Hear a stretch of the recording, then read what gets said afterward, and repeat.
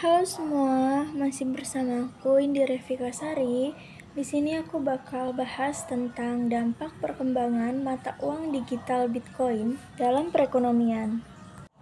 Uang merupakan darahnya perekonomian. Di dalam masyarakat modern saat ini, mekanisme perekonomian berdasarkan atas kegiatan-kegiatan ekonomi seperti jual beli, sewa menyewa, ekspor impor, dan lainnya.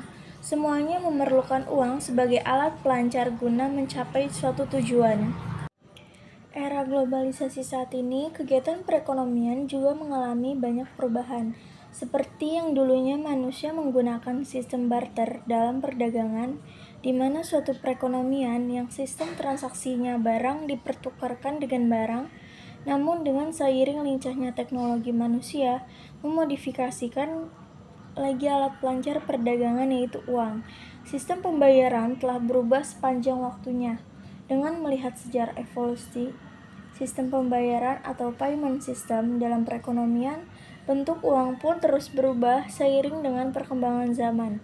Salah satunya adalah perkembangan alat tukar dalam dunia perekonomian saat ini, yaitu kegiatan e-commerce. E-commerce adalah sebagai salah satu cara memperbaiki kinerja dan mekanisme pertukaran barang, jasa, informasi, dan pengetahuan dengan memanfaatkan teknologi berbasis jaringan peralatan digital.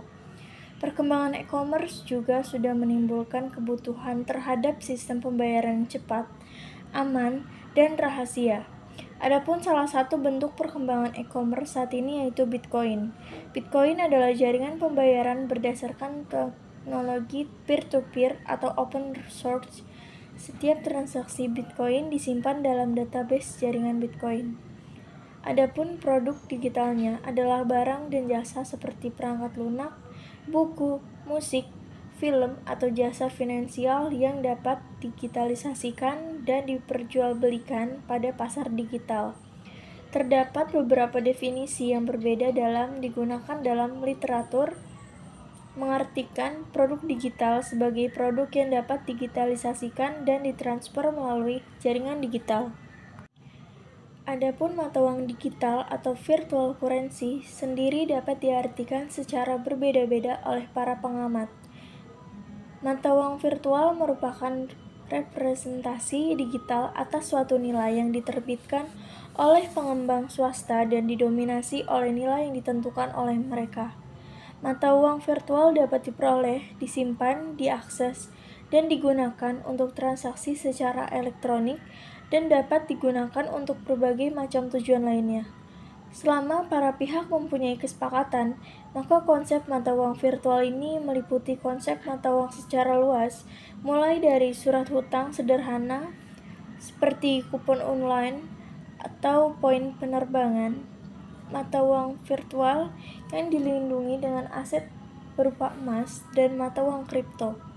Uang digital atau uang elektronik sendiri adalah sarana yang dapat dijadikan sebagai alat pembayaran atau alat tukar dan transaksi melalui internet. Uang ini disebut sebagai uang elektronik atau uang digital karena bentuknya yang bersifat tidak dapat diraba dan dirasakan. Lalu terdapat sistem transaksi mata uang digital Bitcoin. Yang pertama adalah sistem transaksi. Dalam sebuah transaksi harus memiliki nilai uang yang sama banyak dengan nilai harga barang, atau harus memiliki nilai uang yang lebih besar dibandingkan harga barang.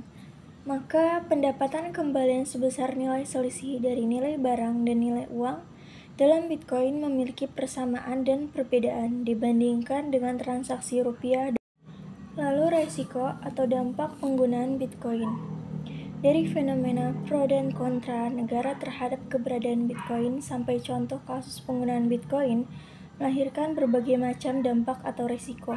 Terdapat beberapa resiko yang sangat signifikan jika masih dilakukan pembiaran penggunaan Bitcoin, antara lain gejala dalam aspek penggunaan Bitcoin seperti yang telah dijelaskan sebelumnya, yaitu menimbulkan unsur kejahatan, menghilangkan jejak kejahatan, serangan malware, hacker, dan virus, serta faktor keamanan nasional. Terkait unsur kejahatan, terdapat beberapa sisi gelap Bitcoin, diantaranya mengenai kasus perdagangan obat-obatan terlarang oleh beberapa situs dari dark web. Kaitannya dengan kasus tersebut, faktor keamanan nasional menjadi hal yang sangat penting. Namun terkait regulasi mengenai keamanan nasional masih dalam tahap rancangan saja. Hal-hal yang bernuansa legal vakum seolah-olah menjadi sudah hal yang konservatif di Indonesia. Padahal dampak yang ditimbulkan dari modernisasi cryptocurrency sangat berbahaya. Polemik mengenai Bitcoin harus disikapi pemerintah dengan sangat serius terkait penanganan dan tindakan yang harus ditempuh sehingga peraturan-peraturan yang lain lamban laun akan terbentuk sebagai bentuk tanggung jawab negara dalam hal pencegahan kejahatan, perlindungan, serta regulasi. Selain itu juga terkait dengan konsumen, investor, maupun CEO dari perusahaan marketplace perdagangan Bitcoin mengharapkan regulasi ini segera dibentuk agar mekanisme pelaporan transaksi serta menjaminnya transaksi yang bersih dapat tercapai dan juga kontrol negara secara penuh dapat tercapai. Mungkin itu saja yang bisa saya sampaikan. Terima kasih.